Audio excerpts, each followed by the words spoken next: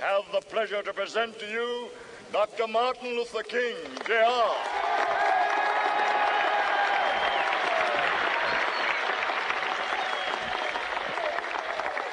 I am happy to join with you today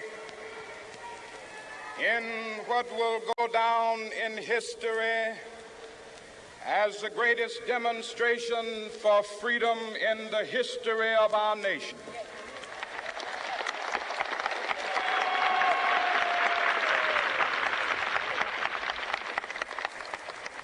Five score years ago, a great American in whose symbolic shadow we stand today signed the Emancipation Proclamation.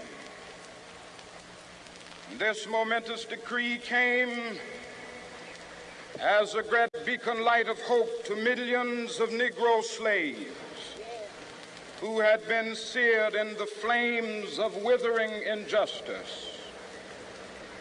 It came as a joyous daybreak to end the long night of their captivity. But 100 years later, the Negro still is not free. 100 years later, the life of the Negro is still sadly crippled by the manacles of segregation and the chains of discrimination. 100 years later, the Negro lives on a lonely island of poverty in the midst of a vast ocean of material prosperity. 100 years later, the Negro is still languished in the corners of American society and finds himself in exile in his own land. And so we've come here today to dramatize a shameful condition. In a sense, we've come to our nation's capital to cash a check. When the architects of our republic wrote the magnificent words of the Constitution and the Declaration of Independence, they were signing a promissory note to which every American was to fall heir. This note was a promise that all men, yes, black men as well as white men, would be guaranteed the unalienable rights of life, liberty, and the pursuit of happiness. It is obvious today that America has defaulted on this promissory note insofar as her citizens of color are concerned. Instead of honoring this sacred obligation, America has given the Negro people a bad check, a check which has come back marked insufficient funds.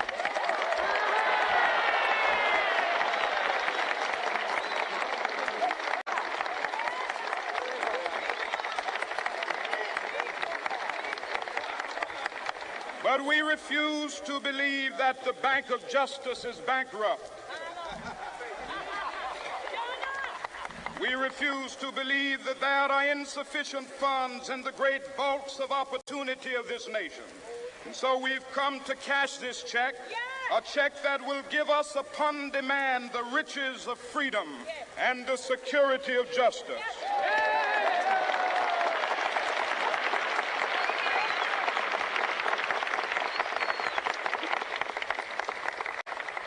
We have also come to this hallowed spot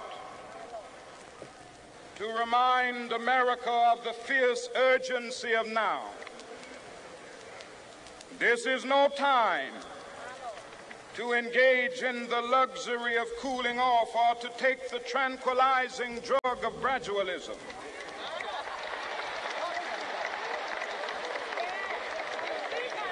Now is the time to make real the promises of democracy. Now is the time to rise from the dark and desolate valley of segregation to the sunlit path of racial justice. Now is the time to lift our nation from the quicksands of racial injustice to the solid rock of brotherhood. Now is the time to make justice a reality for all of God's children. It would be fatal for the nation to overlook the urgency of the moment. This sweltering summit of the Negro's legitimate discontent will not pass until that is an invigorating autumn of freedom and equality. 1963 is not an end, but a beginning. Those who hope that the Negro needed to blow off steam and will now be content will have a rude awakening if the nation returns to business as usual.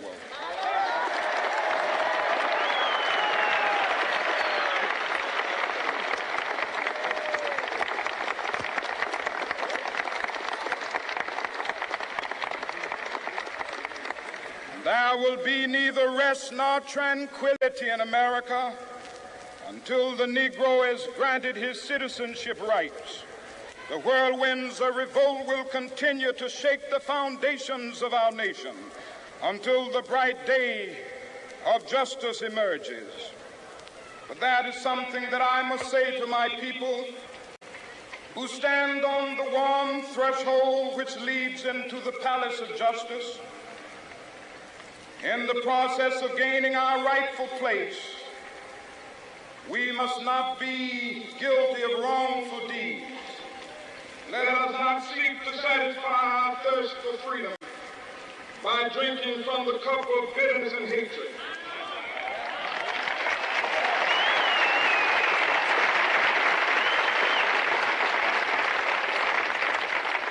We must forever conduct our struggle on the high plane of dignity and discipline. We must not allow our creative protest to degenerate into physical violence.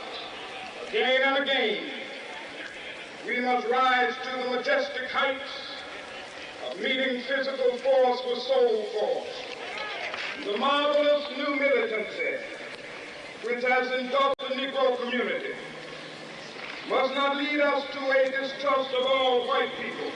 For many of our white brothers, as evidenced by their presence here today, have come to realize that their destiny is not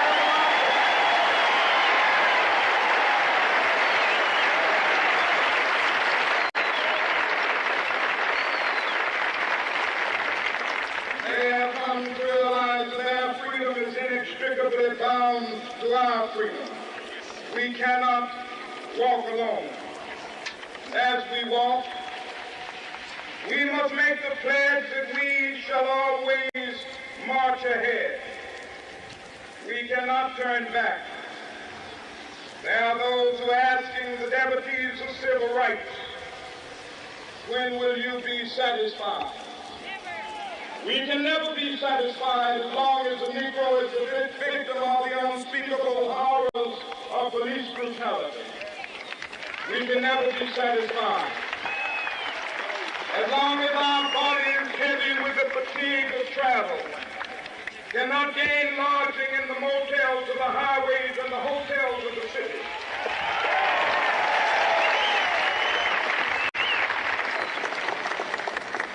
We cannot be satisfied as long as a Negro in Mississippi cannot vote and a Negro in New York believes he has nothing for which to vote.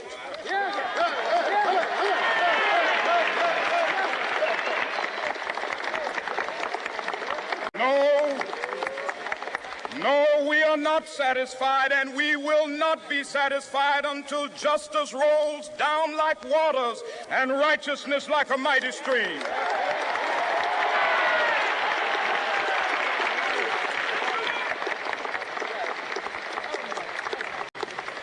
I am not unmindful that some of you have come here out of great trials and tribulations. Some of you have come fresh from narrow jail cells. Some of you have come from areas where your quest for freedom left you battered by the storms of persecution and staggered by the winds of police brutality. You have been the veterans of creative suffering. Continue to work with the faith that unearned suffering is redemptive. Go back to Mississippi. Go back to Alabama, go back to South Carolina, go back to Georgia, go back to Louisiana, go back to the slums and ghettos of our northern cities, knowing that somehow this situation can and will be changed. Let us not wallow in the valley of despair. I say to you today, my friends,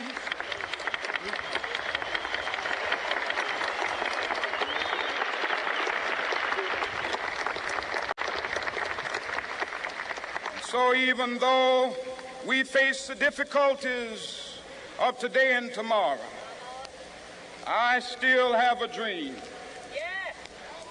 It is a dream deeply rooted in the American dream. I have a dream that one day this nation will rise up and live out the true meaning of its creed. We hold these truths to be self-evident, that all men are created equal.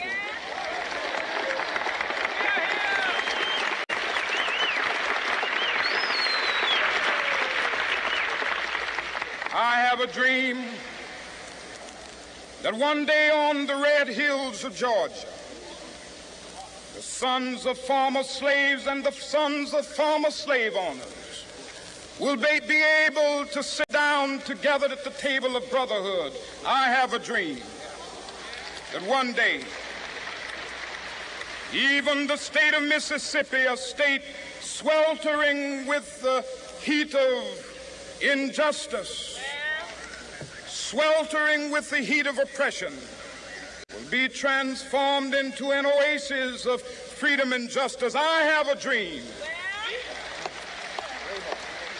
that my 4 little children will one day live in a nation where they will not be judged by the color of their skin, but by the content of their character. I have a dream today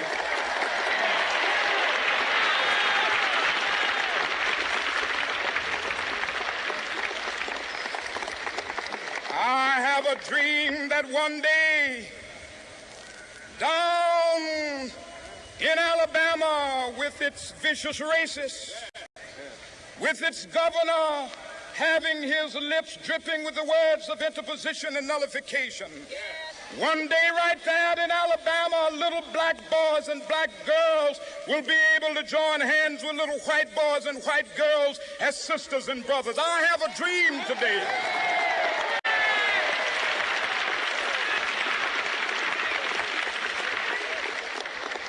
I have a dream that one day every valley shall be exalted, and every hill and mountain shall be made low. The rough places will be made plain, and the crooked places will be made straight. And the glory of the Lord shall be revealed, and all flesh shall see it together. This is our hope. This is a faith that I go back to the South with.